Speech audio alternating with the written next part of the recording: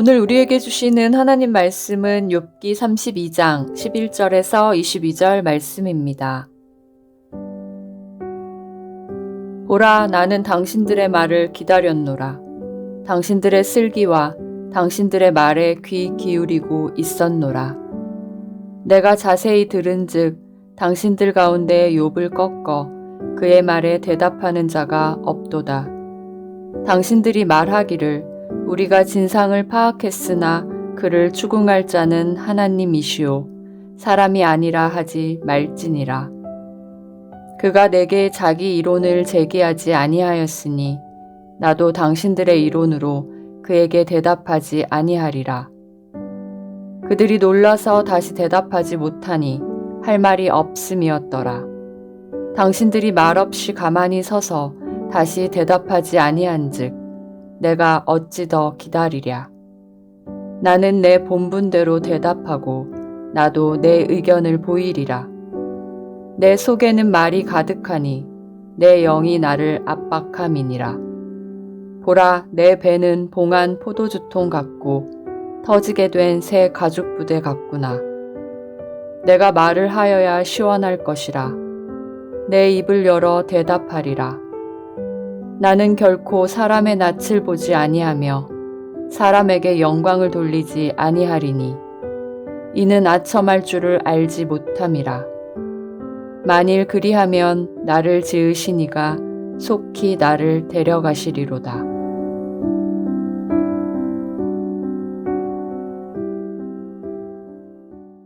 욥기서는 32장부터 37장까지 엘리후의 연설이 기록되어 있습니다.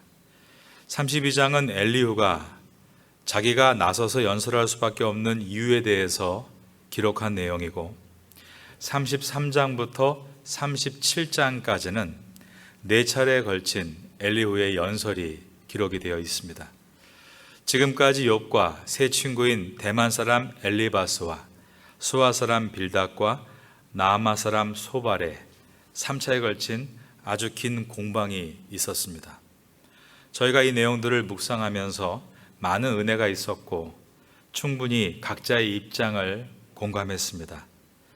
이제는 충분하다라고 생각했는데 갑자기 엘리후라는 새로운 인물이 또 등장해서 긴 연설을 이어가는 것을 보면서 사실 약간의 피곤함을 느끼는 것도 있습니다.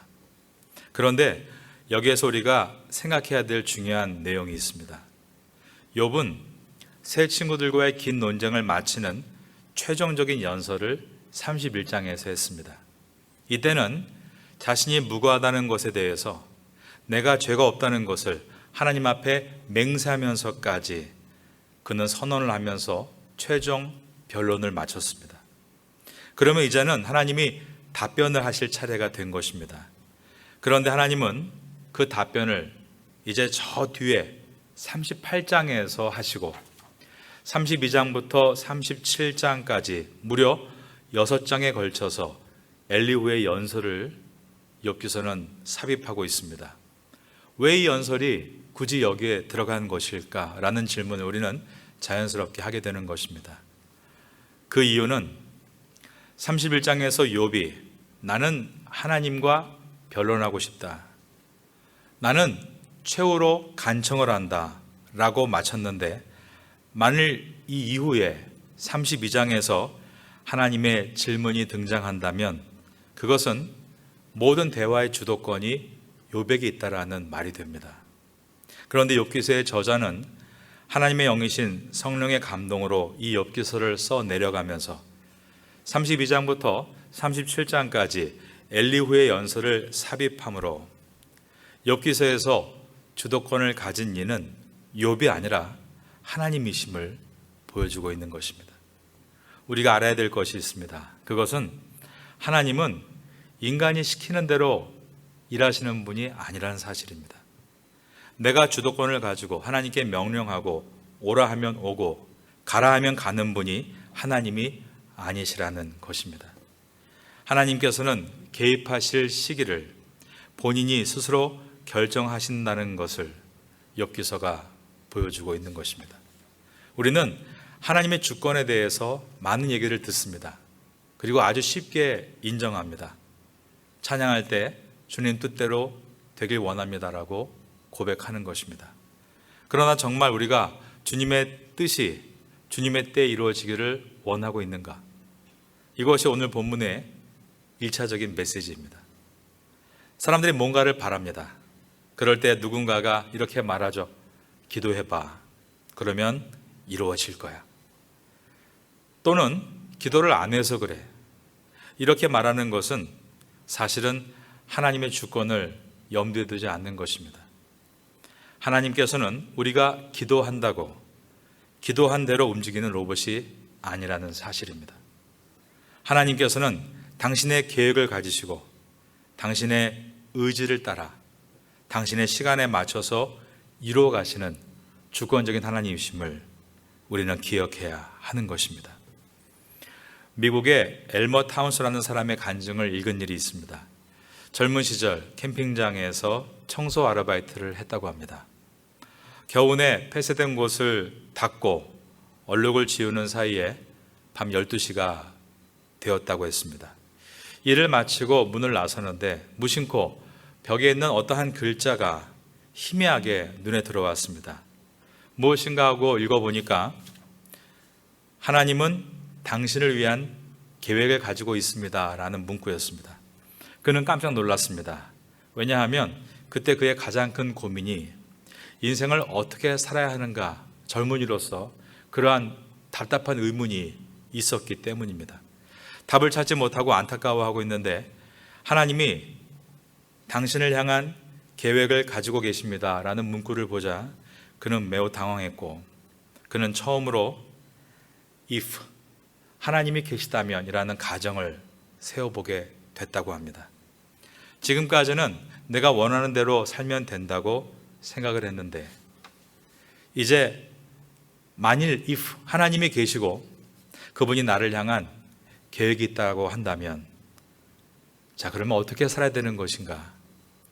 그는 그것을 깊이 생각하느라 걸레대를 잡은 채로 무려 30분 동안 서서 기도했다고 합니다.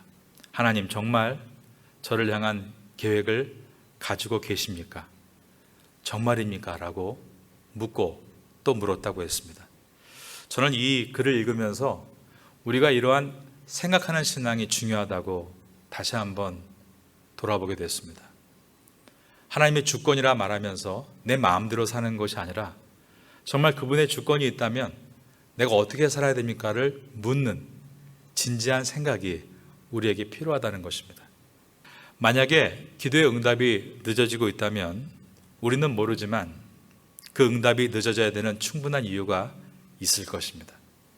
그것이 당장 이루어지는 것보다 기다림의 시간이 우리에게 더 유익하기에 그리고 더 선하기에 주님께서 주님의 시간대로 그분의 주권에 따라 우리를 인도하신다는 사실을 기억해야 한다는 것입니다.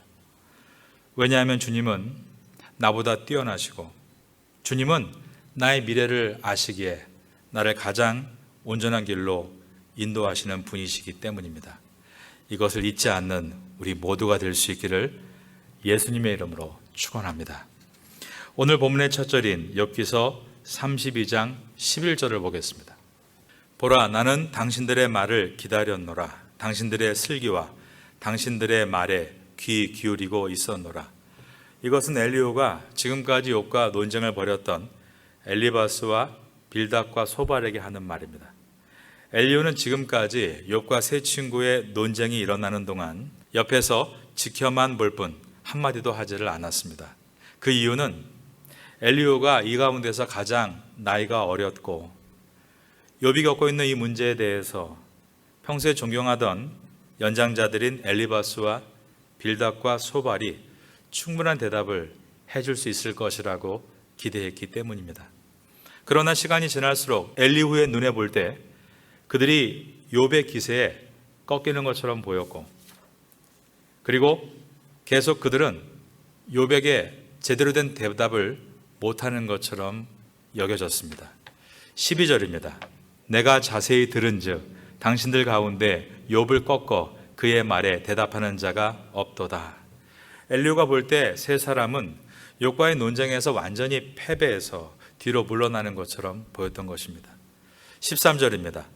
당신들이 말하기를 우리가 진상을 파악했으나 그를 추궁할 자는 하나님이시요 사람이 아니라, 그 다음 절을 따라하겠습니다. 하지 말지니라. 엘리후가 볼 때 세 사람들은 욥과의 논쟁에서 말문이 막히자 욥을 추궁하실 분은 오직 하나님이시다라고 핑계를 대면서 모든 책임을 하나님께 넘기고 뒤로 물러나는 것처럼 보였던 것입니다. 그렇게 하지 말지니라라고 했습니다. 엘리후는 세 사람에게 다음과 같은 말을 합니다. 14절입니다. 그가 내게 자기 이론을 제기하지 아니하였으니 나도 당신들의 이론으로 그에게 대답하지 아니하리라. 여기서 당신들의 이론이란 지금까지 엘리바스와 빌닷과 소발이 욥에게 주장했던 인과응보의 이론을 말합니다. 그들은 선한 사람은 무조건 복을 받고 악한 사람은 무조건 벌을 받는다라는 주장을 가지고 욥이 망한 것이 욥이 바로 악한 일을 했다는 증거라고 주장을 했습니다. 엘리후는 이 세 사람의 이론으로 욥과 논쟁하지 않겠다라고 말합니다. 이제 앞으로 우리가 이 엘리후의 연설을 많이 보겠지만 그는 고난에 대해서 세 사람과 다르게 인과응보로 해석하지 않고 고난의 목적은 그 영혼을 구덩이에서 끌어내시고 생명의 빛으로 인도하시는 것이다 라고 말을 하게 됩니다. 우리는 앞으로 이제 이 엘리후의 말들을 들으면서 고난에 대해서 또 다른 측면으로 깊이 이해할 수 있는 시간을 갖게 될 것입니다. 이처럼 엘리후의 말 가운데는 분명 긍정적인 측면이 있습니다. 오늘도 긍정적인 내용 하나를 한번 보겠습니다. 15절부터 봅니다. 그들이 놀라서 다시 대답하지 못하니 할 말이 없음이었더라. 당신들이 할 말이 없이 가만히 서서 다시 대답하지 아니한즉 내가 어찌 더 기다리랴.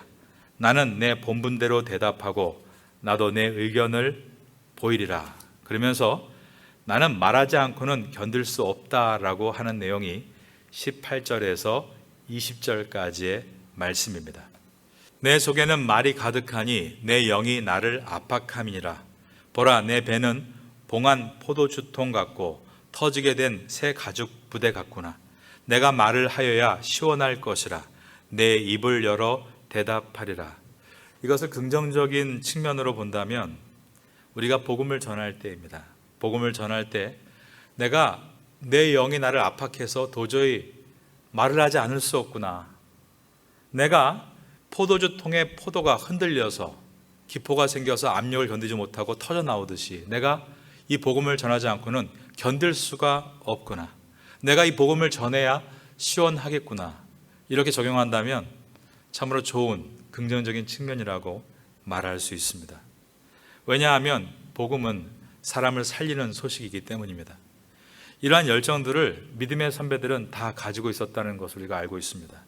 특별히 사도 바울은 고린도전서 9장 16절에서 내가 복음을 전할지라도 자랑할 것이 없음은 내가 부득불 할 일임이라. 즉 내가 당연히 해야 될 일이라고 말합니다. 그러면서 만일 복음을 전하지 아니하면 내게 화가 있을 것이라 라고 했습니다.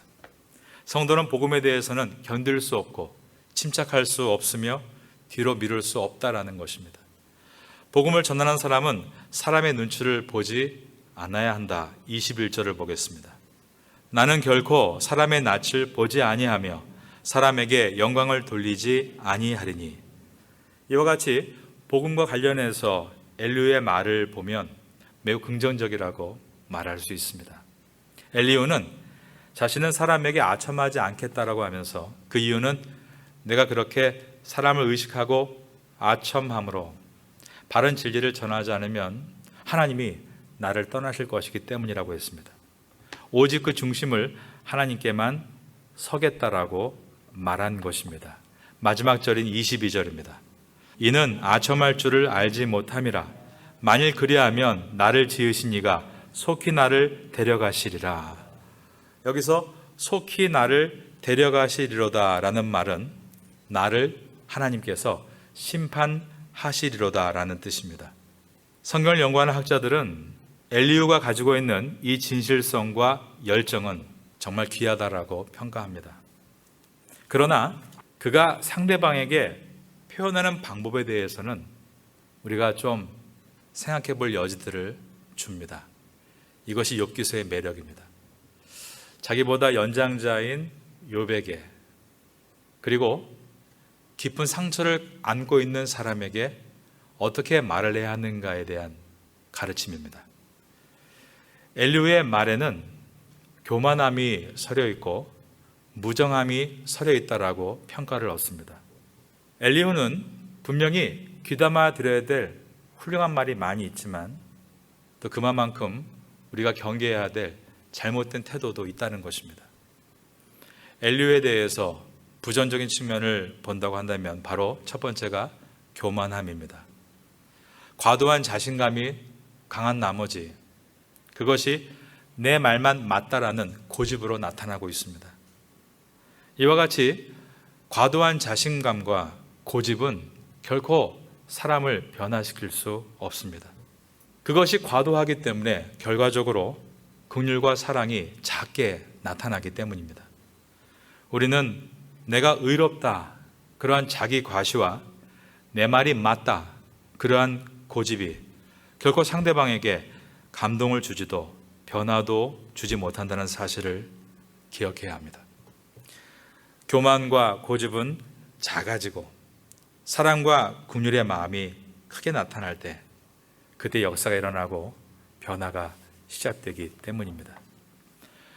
우리가 알고 있는 고린도전서 13장 사랑장에는 이런 말씀이 있습니다. 사람의 방언과 천세의 말을 할지라도, 그러니까 엘리후와 같이 대단한 말을 할지라도 사랑이 없다면 그것은 아무 소용이 없다라고 되어 있는 것입니다.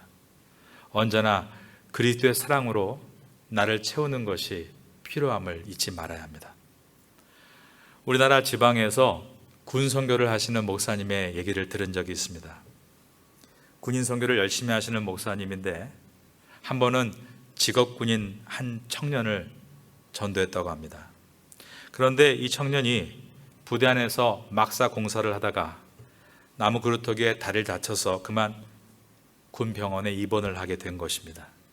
그래서 목사님이 병원에 신방을 가셨는데 이 군인이 목사님을 보자마자 목사님, 예수 믿으면 다치지도 않고 건강하고 늘 보살펴주고 도와준다더니 세상에 이렇게 다리를 다쳐서 평가 점수도 낮게 나오고 입원하게 되는 것이 말이 됩니까? 지금 천사는 졸고 있고 하나님은 방학하셨나요? 논리에도 맞지 않는 이야기를 막 꺼내는 것이었습니다.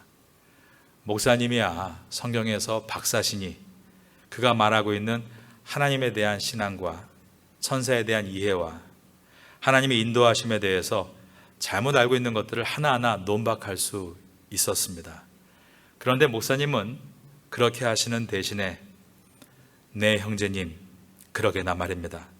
그러나 하나님은 여전히 형제님을 사랑하시고 형제님을 향한 놀라운 계획을 가지고 계십니다 라고 대답을 했습니다.